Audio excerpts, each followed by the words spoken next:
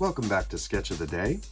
For today's sketch, we're going to be looking at this shape right here, which is very similar to the last shape that we did, plus, a little element of complexity there with the cutaway notch. Besides that, it is pretty much the same strategy, and we're going to be using that very lightweight sketch quality boundary box again to help construct the general outline of the shape.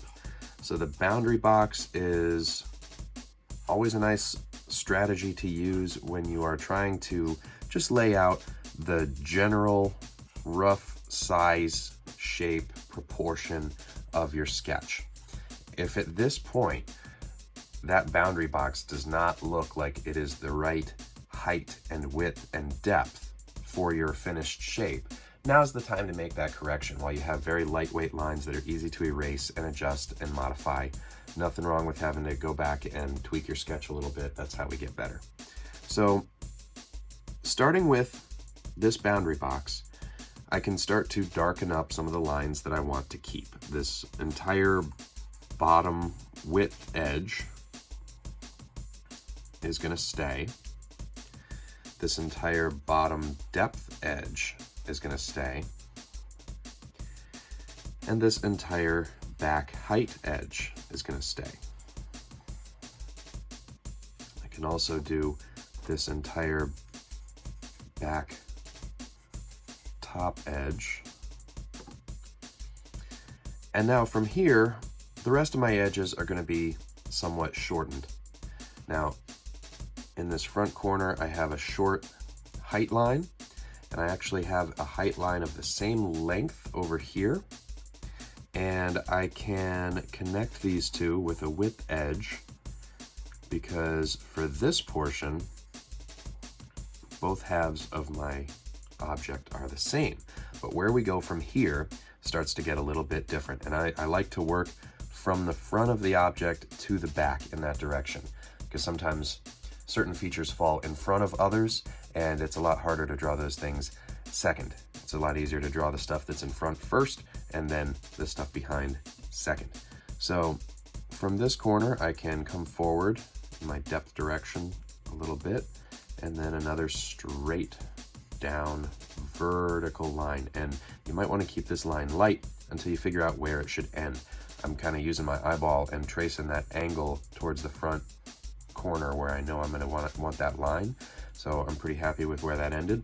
Again, nothing wrong with starting as a construction line really light and then doing another construction line back in this direction, finding that point where they meet, and then darkening the lines up to that point and erasing the extra.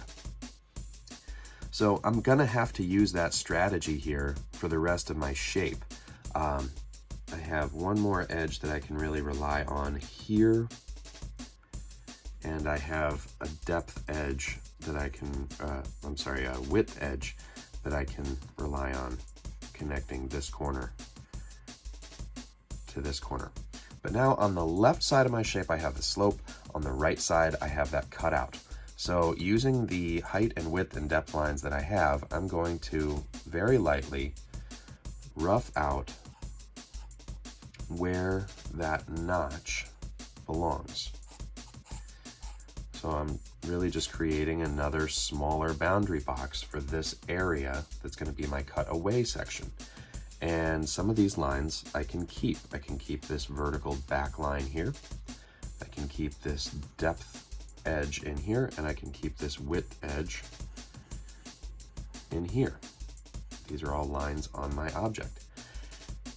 And now I'm back to the point where all I have left is the angled lines. I like to try and save them for last. So the angled lines are going to be formed when I connect the endpoints here and here.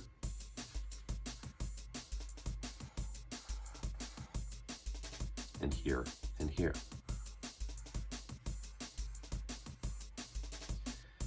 Now I have some construction lines to take care of, and the whole thing starts to shape up and look a little bit nicer once I get those wispy, light little construction lines out of there.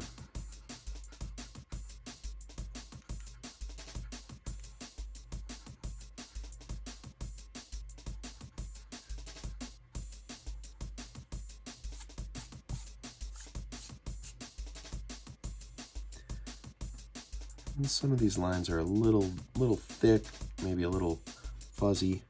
So I'm just going to sharpen up some of that and make sure that these good lines that I want to keep are nice and clear and bold.